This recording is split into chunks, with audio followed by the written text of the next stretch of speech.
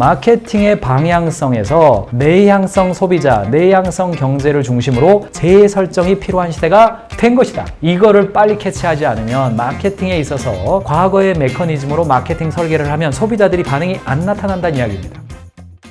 2025년 트렌드에서 조용한 사람들의 시대, 유튜브 1인칭 시점에 리더가 나와서 이런 이야기를 해주었죠. 조용하지만 카리스마 있는 리더가 주목받는 중입니다. 이런 이야기를 했습니다. 단순한 트렌드를 넘어서 조용함이라고 하는 것이 이제는 메가 트렌드를 넘어서 하나의 기본값화 되어지고 있습니다. 시대 정신이 되어져 가고 있다는 이야기죠. 더더욱이나 제가 보는 시점에 있어서는 사람이 사람과 일하지 않고 사람이 사람과 놀질 않아요. 사람이 기계와 일하고 사람이 기계와 놀아요. 지금 사람이 별로 필요 없습니다. 생산 활동에 참여하는데도 AI를 포함한 기계와 생산 활동을 하고, 소비 활동도 옆에 있는 친구, 옆에 있는 언니, 옆에 있는 형이랑 같이 하지 않아요. 내가 그냥 기계로 검색해서 그냥 나 혼자 한단 말이죠. 이런 시대로 넘어갔기 때문에 인간의 언어가 퇴화되기 시작했어요. 스텔스 캠핑이라는 단어가 나왔습니다. 스텔스 캠핑, 조용한 캠핑이죠. 침묵 카페, 조용함도 트렌드가 되었다. 트렌드로서 조용한 사람들은 지금 우리 시대에 우리들이 가지고 있는 핵심적 욕망이다. 오히려 자신의 내면, 문화적 취향이나 지적 수준이 더 자랑이 되는 시대가 되었다.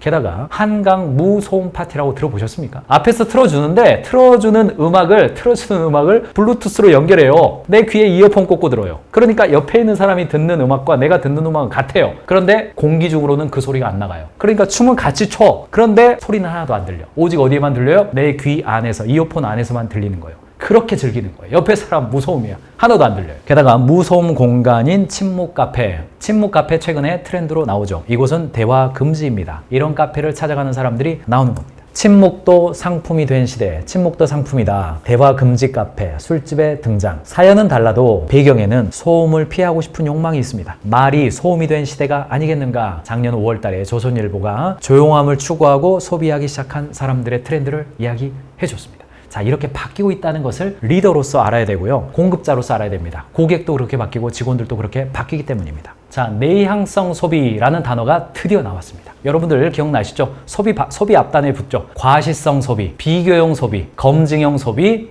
체험형 소비, 이런 단어인데 드디어 내향성 소비라는 단어가 나온 겁니다. 자기관리, 건강관리, 안티에이징, 패션 소비 등 개인을 둘러싼 다양한 영역에서 내향성 소비의 특성이 반영되는 이슈들이 계속해서 등장하고 새로운 유행으로 이어진다. 지는 시장과 뜨는 시장, 지는 시장 소비 트렌드와 뜨는 시장 소비 트렌드를 비교해 볼 때 공교롭게 외향성 소비와 내향성 소비로 구분해서 보면 꽤 많은 것들이 설명된다. 작년 11월 달 중앙일보 기자가 해준 이야기입니다. 지금의 소비가 올라가는 모습을 보면 기존의 관점에서 해석이 안 되는데 내향성 소비 관점에서 보니까 좀 해석이 되네? 이거예요. 내향성 소비가 드러난 내향성 경제가 대두되고 있다. 어울려 놀지 않으면 안 되던 시대에서 혼자서도 잘 노는 시대로 넘어가는 중이다. 우리 어렸을 때 아버지가 와가지고 남자 자식이 말이야 지금 방에서 이게 뭐야, 밖에 나가서 친구들이랑 놀아야지, 빨리 나가 거기 있으면 안 돼, 친구들이랑 놀아, 이렇게 어울려 노는 것을 굉장히 중요하게 여겼습니다. 그래서 이른바 사회성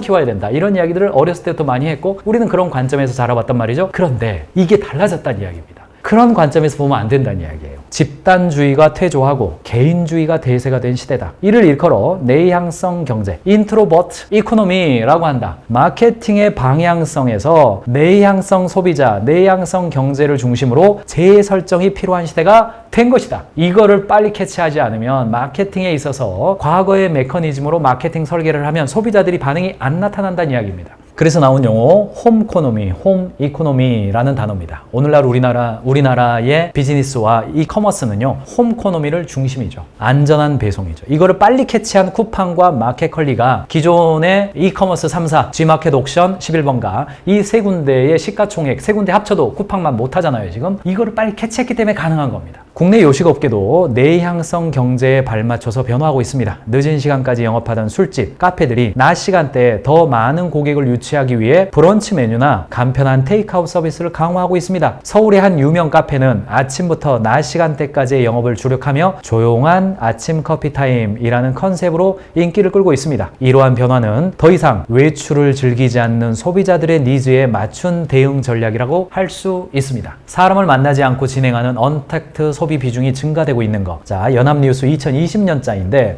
언택트 소비 비중의 변화 어때요? 비대면 소비 비중이 절반 이상으로 증가했고 이게 코로나 상황의 이야기입니다만 최근에도 코로나 이후에도 오프라인이 그렇게 다시 다 복귀할 것 같았지만 복귀율은 70% 정도밖에 안 되거든요. 이게. 게다가 어때요? 언택트 서비스 이용 경험을 해봤더니 금융 서비스, 비대면 구매, 교통 서비스, 원격 학습, 원격 근무, 원격 의료 이런 거 봤더니 웬만한 것들은 원격으로 해도 큰 차이가 없더라. 이런 걸 경험했어요. 이미 경험했습니다. 코로나 상황 때문에. 게다가 이 추이는요, 우리나라가 이 급격한 저출산의 시대가 됐기 때문에 전체 중에 2022년 기준 1인 가구가 34.5%고요. 1인 가구는 물론 65세 이상의 노인 가구도 많이 있습니다만 20, 30대의 1인 가구가 현저히 늘었습니다. 가구 수로 치자면 750만 가구가 1인 가구예요. 고령자 비중은 7.1%밖에 안 됩니다. AI의 등장으로 어렸을 때부터 지금은 알파 세대들은 AI와 함께 성장했고 정보 과잉의 시대가 되었습니다. 그러므로 지금의 시대는 정보를 제공하는 시대가 아니라 정보를 큐레이션해주는 시대가 되었어요. 채널의 다양화와 미디어의 수적인 증가로 정보의 공급량이 증가되었으나 이런 변화가 곧바로 이용자들의 정보량 증대로 이어지지 않는 현상, 정보 큐레이션의 시대, 정보 과잉의 시대죠. 그러므로 마케터와 리더는 큐레이션, 골라주는 역할이 중요해졌어요. 정보 과잉 시대의 역설, 콘텐츠 큐레이션이죠. 이렇게 여러 곳에서 흩어진 콘텐츠를 하나의 컨셉이나 주제로 모아서 보여주는 콘텐츠 큐레이션의 대유행은 정보 과잉 시대가 준 산물이 되었습니다. 그러므로 외향성과 사회성과 정보 습득성이 주축이 되어서 이런 사람들이 소비를 이끌어가거나 조직 문화를 이끌어가던 시대에서 지금은 반대로 정보의 과잉을 걸러내고 안 해야 될 것을 제거하고 어떤 의미에서는 소극적 정보 취득의 시대가 오고 있다는 이야기입니다. 그래서 핀터레스트, 이미지 큐레이션을 하죠. 뉴스 큐레이션, 인사이트 이런 것들이 늘어나고 있어요. 게다가 유튜브에서도 어때요? 상호 필터를 이용한 큐레이션 서비스를 우리에게 해주고 있죠. 과도한 정보에 의한 스트레스도 동시에 경험하는 시대가 된 겁니다. 그래서 이에 따라서 더더욱 중요해진 필터링 능력이에요. 내가 외향성을 자랑하면서 소통하는 것보다 내향성을 가지고 사고하고 필터링하고 속으로 생각하고 속으로 묵상하는 것이 굉장히 중요한 어떤 시대적인 기능으로 등장하고 있다는 이야기입니다. 올바른 정보인지 판단하고 선별하는 필터링 능력 중요해진다. 2023년 11월 달에 한국 리서치에서 조사한 겁니다. 향후에 중요해질 거라고 생각하는 능력, 필터링 능력이다. 이 내향성을 가진 사람들의 역량이잖아요. 두 번째, 우리 사회가 가장 부족하다고 생각하는 능력은 가장 기본적인 소양이라고 답한 필터링 능력인데 전 연령대에서 절반 이상이 우리 사회가 필터링 능력이 가장 부족하다고 평가를 했어요. 그게 뭐냐? 올바른 정보인지 판단하고 선별하는 능력이라는 거예요. 결과 중심적 성과관리 방식은 언제 어디서 일하는지와 전혀 상관없이 직원이 때때로 업무를 만족스럽게 완료하는지에 대해서만 관심을 갖는 조직 운영 방침과 성과관리 체계다. 그러므로 조직 내에서 이제 사교력보다는 업무 능력이나 성과 자체에 집중하는 거예요. 과거에는 좀 성과가 낮아도 아이고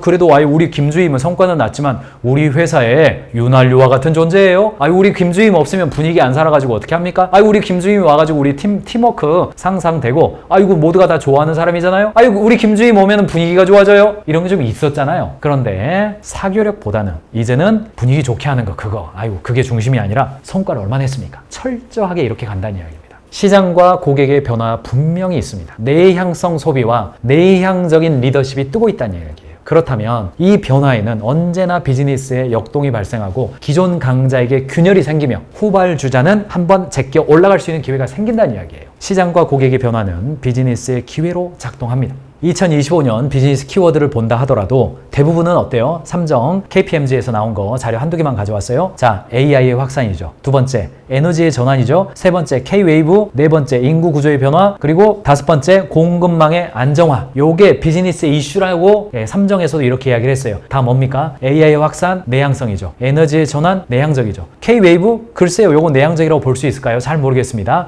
인구 구조의 변화, 1인 가구, 내향성이죠. 공급망 안정화, 이거 각 개인들이 해결해야 될 문제가 많이 있죠. 연관이 있습니다. 내향성 소비, 내향성 생산과 연관이 있다는 이야기입니다. 게다가 각 기업들이 물건을 만들 때에도 뭘 중심으로 만듭니까? 소용량 제품, 즉 내향성 소비, 혼자 먹는 소비를 중심으로 만들고 있다는 이야기입니다. 1인 가구 저격, 소용량 제품 출시 속속. 1인 가구가 매년 증가하는 가운데 고물가 기조가 이어지면서 통상 4인 가구 기준의 대용량 제품 대신 소용량, 소포장 식품의 인기가 높아지고 있다. 식품업체들은 기존보다 가구보다 양을 줄인 제품부터 1, 2인 가구가 부담없이 즐길 수 있는 이색 상품을 잇따라 선보이면서 소비자 공략에 나서고 있다. 가구의 형태도 비슷합니다. 최근 2년 새에 면적별 주택 거래량 변동률을 봤더니 2020년에서 2021년 데이터가 조금 됐습니다만 비슷한 흐름이니까 양해하고 봐주시기 바랍니다. 아주경제 데이터인데 자, 소형 60제곱미터 이하예요. 그러니까 10평대죠. 10평대가 43%에서 50.2%로 6.8%가 증가했습니다. 반대로 중형이요. 중형에서는 50.6%에서 43%로 6.7%가 감소했어요. 대형은 별로 변동이 없습니다. 0.1%가 감소했어요. 자, 대형은 약간 다른 시장으로 우리는 보고 있고, 자, 중형 30평대하고 10평대하고 주택 거래량이 많을수록 인기가 높다. 이렇게 보는 게 큰 무리가 없겠습니다. 꼭 그런 건 아닙니다만 무리는 없겠습니다. 그러니까 10평대의 주택 거래량과 주택이 나가는 비율이 늘어났어요. 한국의 1인 가구 전망 및 변화를 보았더니 전망치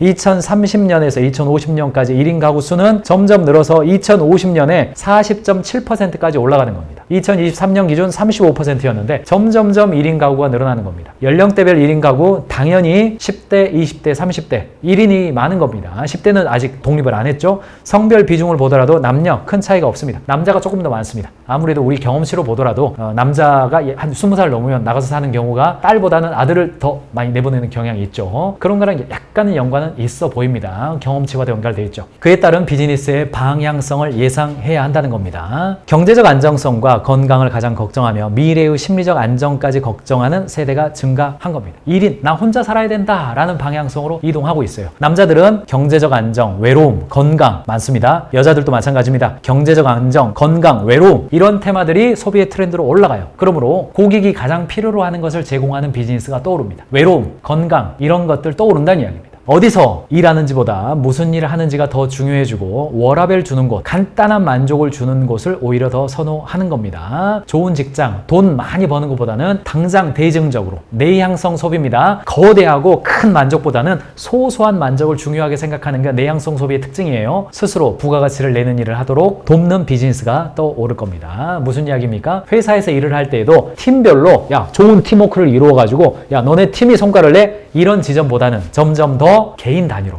DRI, Directly Responsible Individual 개인 단위로 내려가서 개별적 성과 관리가 더 증가하게 된다는 이야기예요. 이 트렌드를 알지 못하면 인재들이 다 떠나가 버린다고요. 개별적으로 성과 관리를 해줘야 된다는 이야기입니다.